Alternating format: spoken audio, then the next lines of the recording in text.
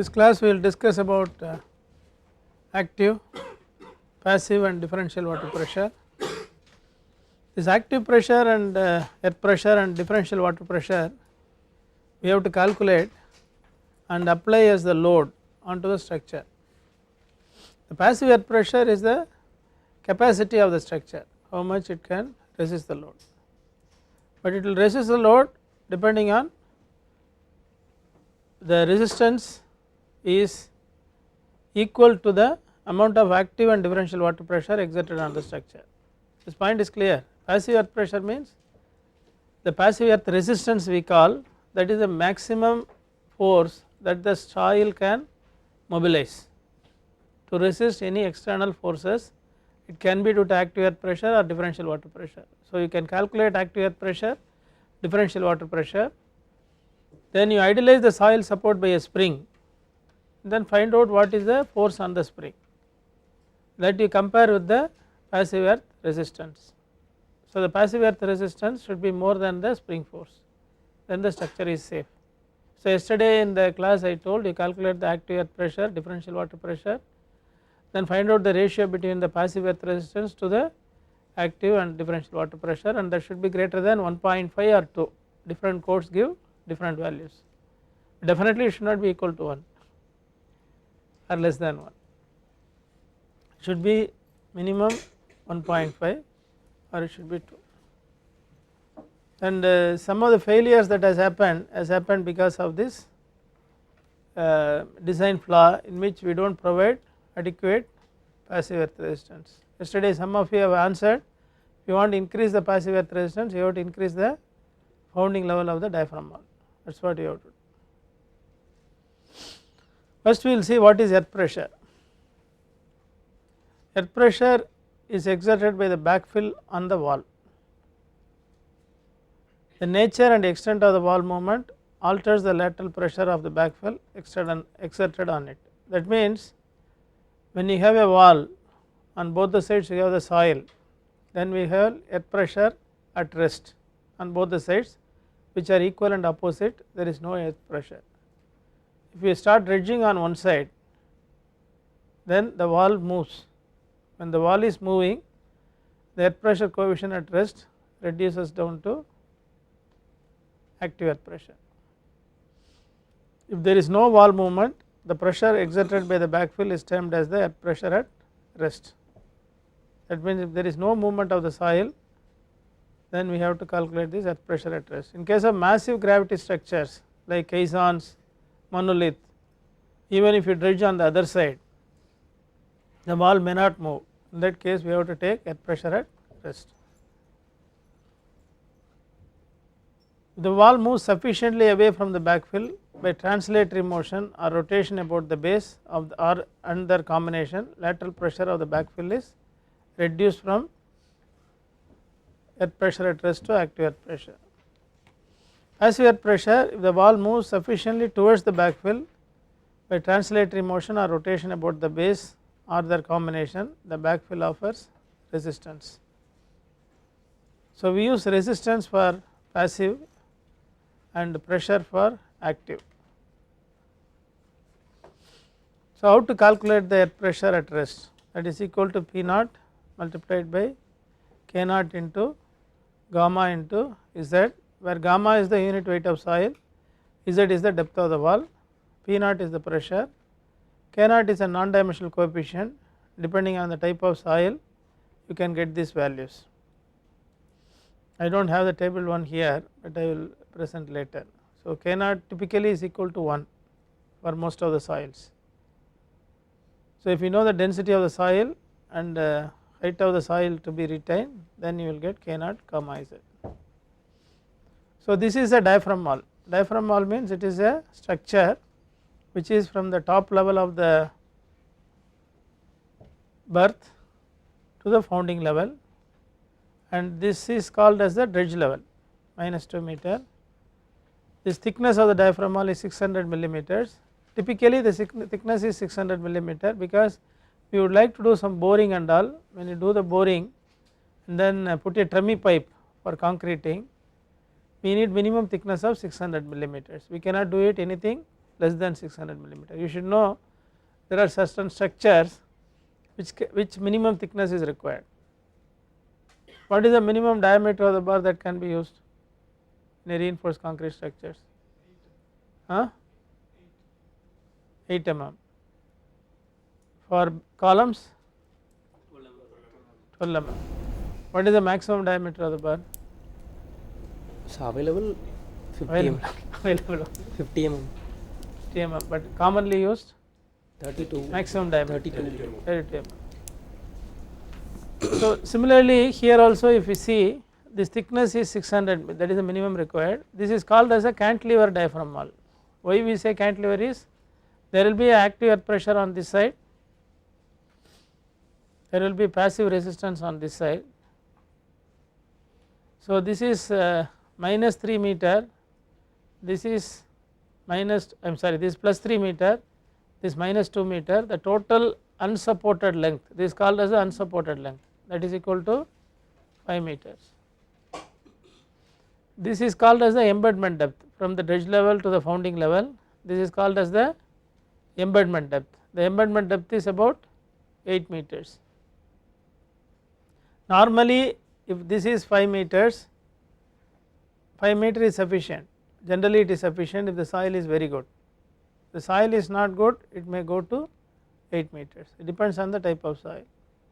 In some type of soil this embedment depth is equal to 0.75 times the unsupported length, the soil is very good. So you should have some preliminary concept in deciding the founding level, this is important. This plus 3 meter, how will you fix? How will you fix the top level of the berth? What are the criteria to fix the top level of the berth? What is it? Vessel freeboard. You are naval architecture, you are telling about vessel. Vessel has nothing to do with the top level. High water line. If you have the high water line is high tide level plus storm surge plus some air gap, that only governs the top level of the berth. He was telling about the freeboard of the vessel, all those things will govern the fender. When you provide a fender, what should be the bottom level of the fender and top level of the fender depends on the draft and freeboard of the vessel. This is your bed level, this depends on what is called as a dredge level also. What does it depend on? So now naval architecture comes into picture, it comes into draft of the vessel plus under keel clearance, so that decides the dredge level. This is your water level, what we have shown here, this is your water level, this water level will go up and down on the sea side because of the tide. What happens to the water level on this side? This side also will go up and down, there will be some weep holes will be provided, otherwise this also is not continuous, there will be some joints which are not leak proof, through that also water will enter. So this water also will go up and down. When there is a flood or heavy monsoon rain, the water level may go right up to the top. All of us know about tsunami, when the tsunami happens the water level goes up. I think this structure is being built in Cuddalore. Cuddalore during tsunami water level has gone about 10 meter above the normal water level. That means water level will go down, go up and then fill the entire area here.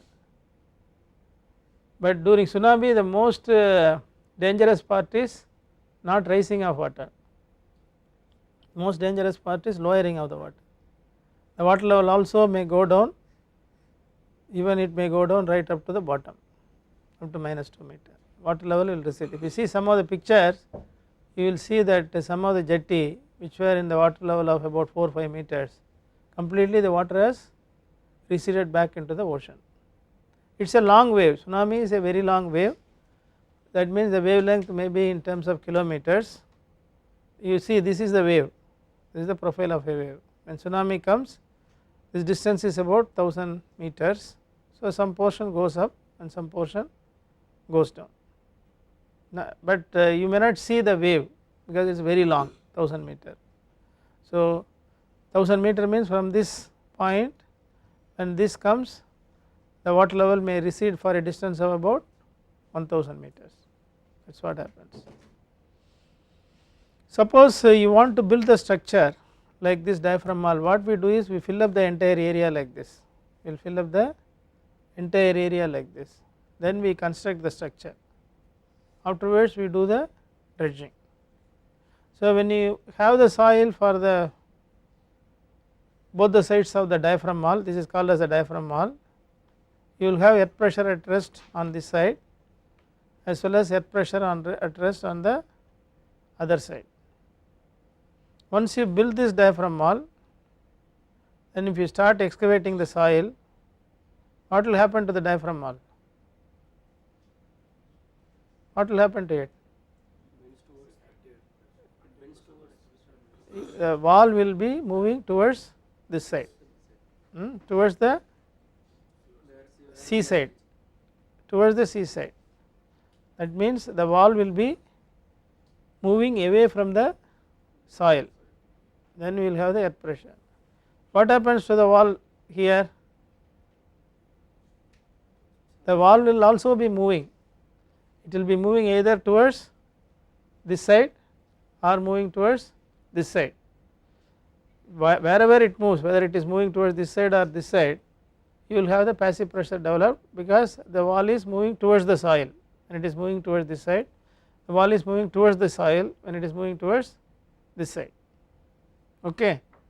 So you will have this portion of the soil subjected to passive earth pressure, this portion of the soil subjected to active earth pressure, right.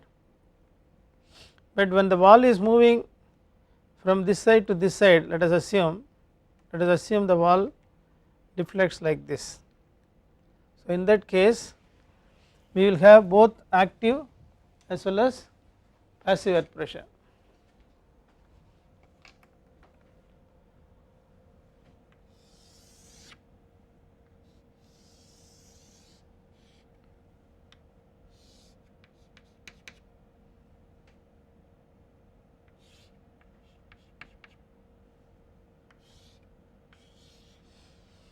Whenever you draw a berthing structure, this is structure, this is a level on the land side, this is the level on the sea side, this is your water level, these three things you should mark clearly. Okay. Now let us assume that this wall is moving like this and the deflection is 0 below this point.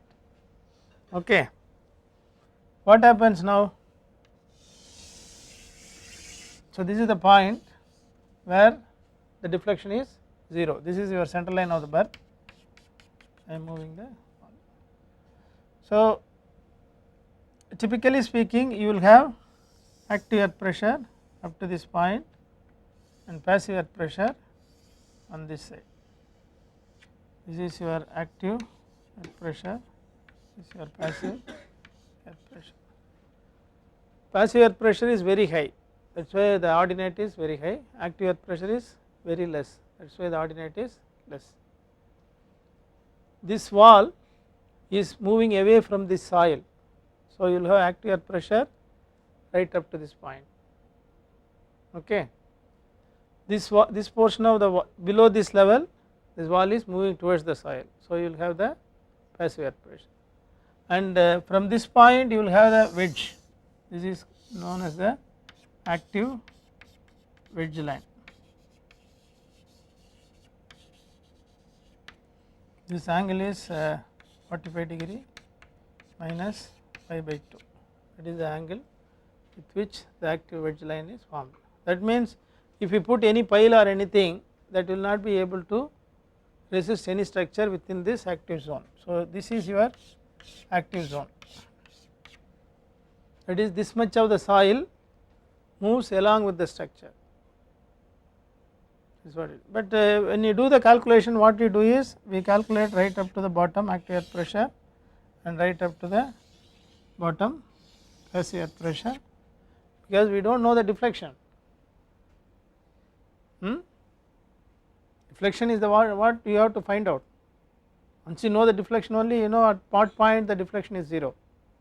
So what we do is we apply the active earth pressure on the land side, and this passive earth pressure we cannot calculate. You see, the area of this triangle will be typically 1/2 of the area of the bottom triangle. This height is more, this height is less, but this ordinate is very high. Typically if this is 1/3 Ka comma h, this will be 3 times, sorry, Ka is 1/3 for phi is equal to 8 degree, this will be 3 times gamma into h, this will be h2, let us say this is h1, h1 is this, h2 is this. So this value is +3, this is -10, so this h1 will be about 13 meters, this is -2, so this will be about 8 meters. So h2 is less than h1, but this is 1/3, that is 3, that means the area of this triangle will be almost twice or 3 times that of area of this triangle. See, one of the common mistake most of the people, even experienced people, do is they calculate the active earth pressure and apply the load on this side, calculate the passive earth pressure and apply the load on the other side. That should not be done. Is it clear? What will happen is the mobilization of passive earth pressure will be something like this. Area of this parabola will be equal to area of this triangle. We have to estimate this pressure distribution. This point is clear. You can apply the active earth pressure as a load, never apply the passive earth pressure as a load. Depending on how much load that is acting on this structure, the passive earth resistance will be developed. Initial portion it may follow the line, it will fully mobilize the passive earth resistance. As you go, it will be reduced, towards the end it will be very nearly equal to 0. We have to find out this passive earth resistance. Suppose you put earth pressure due to surcharge on top of this, then this curve will increase like this. Suppose you calculate the differential water pressure, then this curve will extend. So we have to find out this. How to find out this? What you do is you put springs at various interval. This is to idealize the soil support. We will be discussing about this in this class, about this soil support also. When you do a finite element analysis, boundary conditions are very much important. If you do not provide a correct boundary condition, your solution will not take place. I have put a roller support and I have put a spring here, and the spacing of the springs should be very fine. Finite means what? Finite means you know exactly what is the size. Infinite means we do not know. Finite means we should know what should be this distance. What should be this distance? We have this 8 meters. Can you put one spring here and one spring here and do the analysis? Yes sir, no. We do not have time, please tell. No. Then how many springs you have to put? 100 springs, 1000 springs? Question is clear. Have you understood the question? Yes sir, no. Answer, how many springs you have to put? If you put 100,000 springs, your results will be definitely correct. 100,000 spring you can put, it will be correct. 1000 also it may be right, 100 also it may be right. But if you put 100 springs, you have to generate and you have to do the analysis, computer also has to do a lot of time and that. Then how many springs you have to put? Spacing must be 1 meter. spacing is 1 meter he is telling. On what basis 1 meter? 1 is the unit of measurement. Okay, in olden days when Britishers were ruling us, they have they have done the civil engineering, they have a formula for 1 foot span the depth should be 1 inch, because they know only inch and foot. That means if the span is 12 feet, what will be the depth of the beam? 12 inches. That means span by depth ratio is 1 by 12. So most of the things will be related to inch or foot. So he is telling related to meter. So 1 meter means you put 1 meter. It should relate to some dimension which is given in this problem. What dimension it is? Answer is always there, but it is not in the board, but it is there in the PowerPoint slide. What is not there in the board? Which is missing? Thickness. Huh? Thickness. Huh? 600 mm. So that is the answer.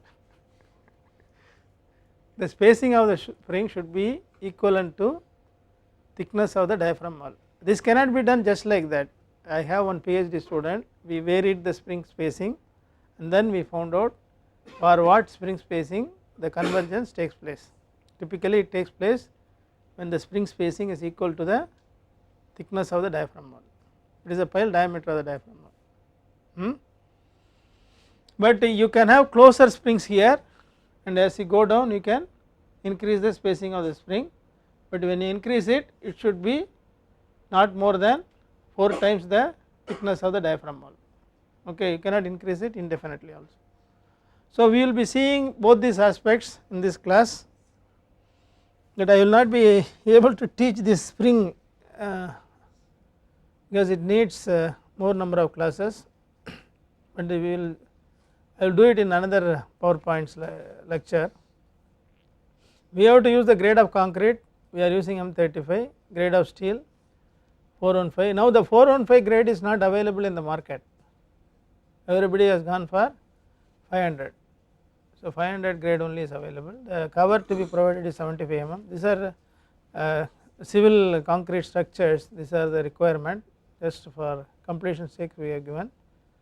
So these are the springs, roller is provided. So let us see how many springs they have given: 1, 2, 3, 4, 5, 6, 7, 8, 9, 10, 11, 12, 13 and 14 springs. 14 springs means 13 spacings.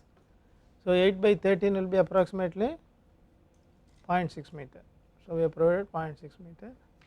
This is the top level, this is the dredge level. So you have to calculate the self weight, that is as per you have to assume the density. Earth pressure we are using IS 2911, and soil spring also it is a procedure to idealize the soil support. Then differential water pressure we are calculating as per IS 4651 part 3 1974 class 5.4. This is a typical way in which we write the design methodologies. Most of you will be going for an engineering job, so the presentation is very important. When you want to say how you want to calculate the differential water pressure, you should write the code number as well as the class number. Year is also important, which year it was revised.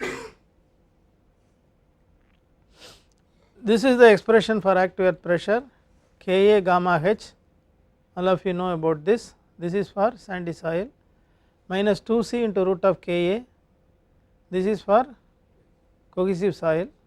You may have a soil which is both having phi as well as c, phi c soil. In that case you will use both the terms, first term and second term. If it is purely sand you will use only the first term, if it is purely clay you will use only the second term. I am sorry, if it is purely clay you will use this as well as this, both the things you have to use. This is due to surcharge. Surcharge is the load which is acting on the backfill. So we will be using some terms, backfill. So this this soil on this background, this is called as the backfill. This material what is here, the backfill, and this is the load what is acting on this is called as a surcharge. So the surcharge is Q, then this value will be is equal to Ka into Q.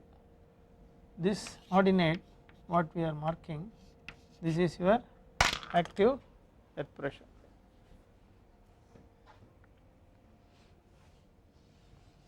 Ka is given by this formula 1 minus sin phi by 1 plus sin phi.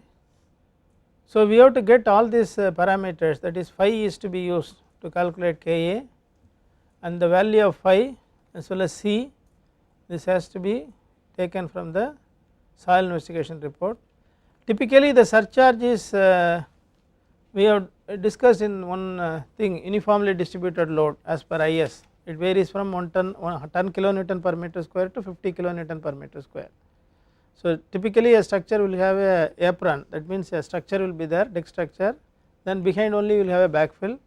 The backfill surcharge is typically 50% of the UDL on the apron or the berth.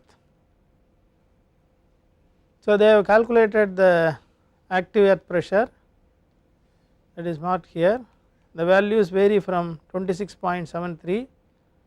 This is the force they have calculated. What you calculate is the pressure, that pressure multiplied by the area in which it is acting, that will give the force.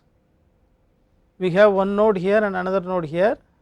We calculate the active earth pressure as a triangle, find out the area of the triangle and applying at the CG. Then other active earth pressure loads are given. These values are very small, these are compared to the passive earth pressure, varying from 18 to 440, whereas here it is 26 to 58.54. Here it is less because they would have taken of the value here, the spacing, when they calculate the area. So when you do the analysis, we will know exactly how much force is developed, that we will discuss in another class. Then we have to calculate the differential water pressure in case of the waterfront structure with backfill, but there are some waterfront structure without backfill, that is the open type structures, where we do not have earth pressure or differential water pressure. The pressure caused by the difference in water levels at the fill side and the water side is known as differential water pressure. So this is the diagram taken from class 5.4. There are two conditions given, one is a poor drainage condition, another is a good drainage condition. In a good drainage condition, the water level below the deck is assumed 0.3 meter above the mean low water, but you have to provide a flap valve, that means you have to provide some weep holes so that the water will drain inside, that is a good drainage condition. Typically sandy soils are good drainage, but if you have cohesive soil, the permeability is low. In that case we have to assume the ground level as the average between mean low water and mean high water. Clear, no? We have to assume two water levels, very simple. There will be a problem on this, so you remember all these values. I will give mean low water, mean high water, mean low water spring and lowest low water. These 4 water levels will be given. You will be asked to calculate the differential water pressure, whether it is a poor drainage or good drainage. First you have to find out what is the water level below the top level of the berth. For a good drainage condition, the water level is assumed as 0.3 meter above the mean low water. For the case of poor drainage, it is assumed as average of mean high water and mean low water. In both the cases, the water level on the sea side is assumed as average of mean low water spring and lowest low water. This side also mean low water spring and lowest low water.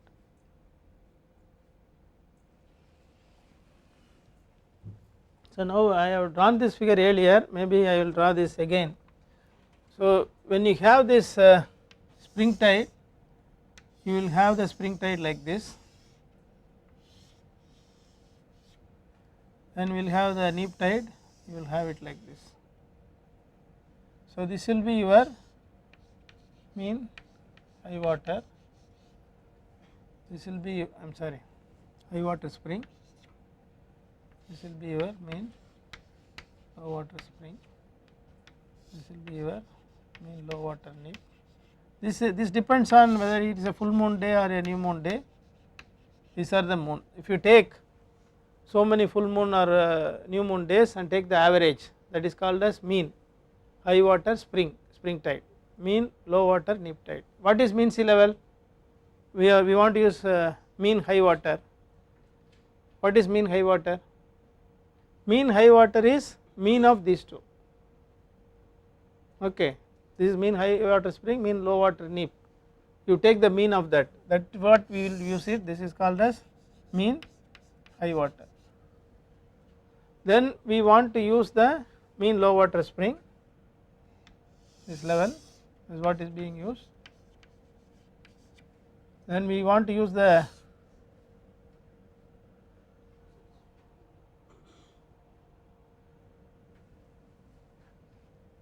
mean low water. Mean low water is the average between these two. Please try to understand, because I will not give mean high water, mean low water and all. I will give only these 4 levels. From this you have to calculate mean high water and mean low water. Please draw the figure and try to understand, otherwise you cannot answer the question. I have corrected the papers.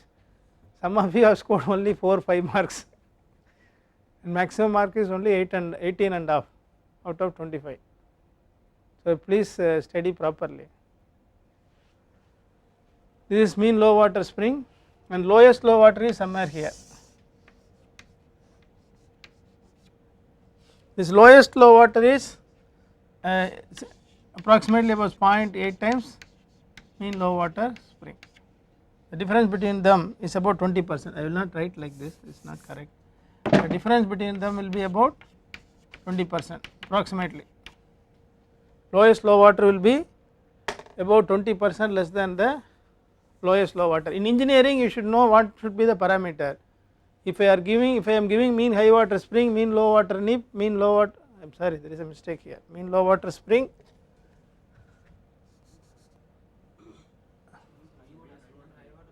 I am sorry this is mean high water spring, mean high water spring, mean high water, this is also wrong, it's correct only, mean low water spring, it's correct only, no? Only one thing is wrong, this mean high water neap. If I give mean high water spring, mean high water neap, mean low water neap and mean low water spring, average between these two will give mean high water, average between these two gives mean low water, mean low water spring as it is we are using, lowest low water is about 20% less than the mean low water spring. Typically this is equal to 0.0 which is used as a short data. You please remember this figure, you draw the figure and then try to calculate the earth pressure.